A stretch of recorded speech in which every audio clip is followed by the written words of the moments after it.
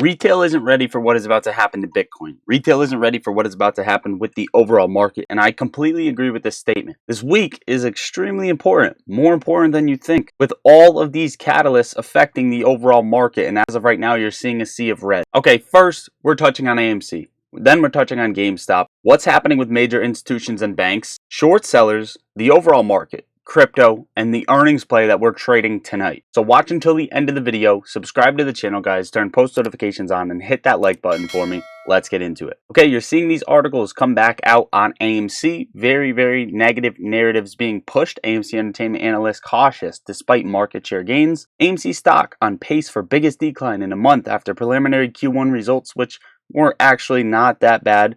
AMC stock plunges 11% as theater chain warns of lower revenue, which doesn't make any sense because they already gave us the numbers for the revenue. Adam Aron is just speaking more on May 8th. Okay, yesterday we talked about, hey, the short interest is going to rise, the short exempts are going to rise because the sell-offs are not natural. What happened? Back-to-back 2 days in a row, 330,000 short exempt volume, then 500,000 we saw on the 29th, and we're going to talk about what happened on the 29th. Also, if you don't know what short exempts are or what they do or what they represent, I just made a video on that over the weekend, so go watch the video.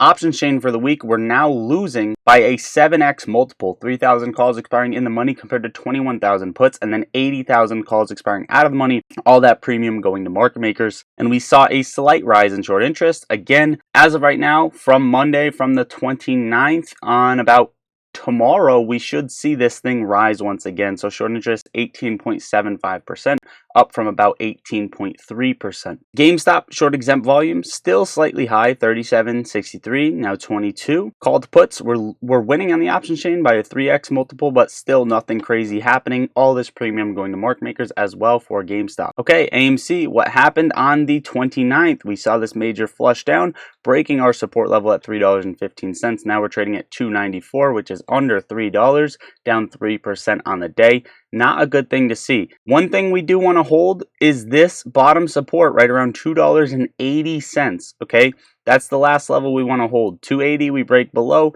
Chances are you're coming down to test the relative lows and potentially make a new low, which I don't think is likely to happen because of what we're tracking. We're tracking this back here before the January run up. We hit the bottom, we came up, we got a nasty flush down, we chop traded, we came up, nasty flush down before mooning higher. What's happening with AMC?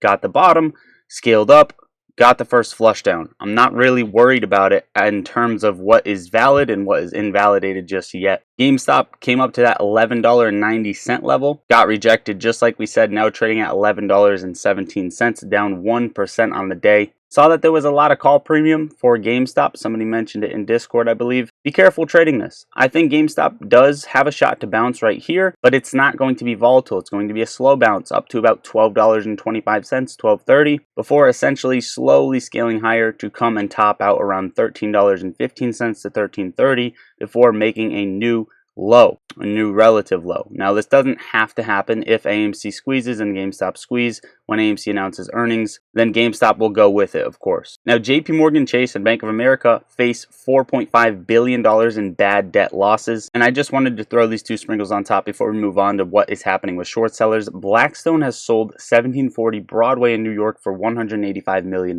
Keep in mind they had bought it for $605 million in 2014, so they sold it 10 years later for a $420 million loss, which is a terrible investment. What do they need this capital for? You let me know in the comments down below. Finally, Tesla short sellers are losing almost $6 billion in 4 days. Yet Tesla is slightly selling off today, and we're going to talk about it. Are short sellers actually suffering? Where is Tesla going to go? Real quick, I don't want to spend a lot of time on it. However, real quick, since we are talking about Tesla, you may have noticed in the past couple of weeks, we have talked about visual sectors. When Tesla reported earnings, visual sectors anticipated a 40% rise in the stock price, had a target of almost $200. And what happened with Tesla? We ran up to almost $200, $199, basically $200. So they were right on point, and this is a must-have tool, in my opinion, because this is just proof of concept. Either way, use all caps code LOTTERY for 40% off visual sectors. I'm going to leave it in the very top link under the description, and I will pin it in the top of comments for you guys. Also, using my code is going to get you a free trial first to make sure that you like the platform. Okay, Tesla, 184.35, down 5% on the day. This is the 4-hour time frame. I wouldn't worry too much about Tesla, what it's doing right now. This is a healthy retracement, got rejected at 200. When Tesla decides it wants to rally, these are healthy pullbacks. You saw one back here, you saw one back here, right, before making another high. And this is just a healthy pullback in the chart after a large bounce. Okay, so I wouldn't worry about it too much. The overall market, however, dipped its toes in this box and now it is selling off. In my opinion, this rising wedge could be a bearish signal for us on the SPY, and we have a ton of catalysts that could push it lower. Watch for 505 on the SPY, and then bottom level 5,000 even, or 500. And if you look on the monthly time frame, you're seeing volume rise on a sell-off on a red candle, right? Not a good thing to see across the board for the market, but it doesn't mean anything's detrimental just yet. Now, I want to touch on crypto really quick. Hong Kong goes big on Bitcoin. Spot ETFs commenced trading in Hong Kong today. Did that affect the stock price? Also, $140 million were liquidated from the cryptocurrency market in 4 hours. Last but not least, before we touch on Bitcoin's chart, Grayscale has just transferred 4,011 Bitcoin worth $245 million to Coinbase. What are they preparing to do? Bitcoin broke under our level at 61,500 that it needed to close above on the monthly candle, and it's now trading at 60,800. This thing has to go up another 1,000 before the day is over and get that close. If it does not, I see bearish signal on Bitcoin pointing towards a downtrend, which is going to be extremely, extremely scary for retail investors.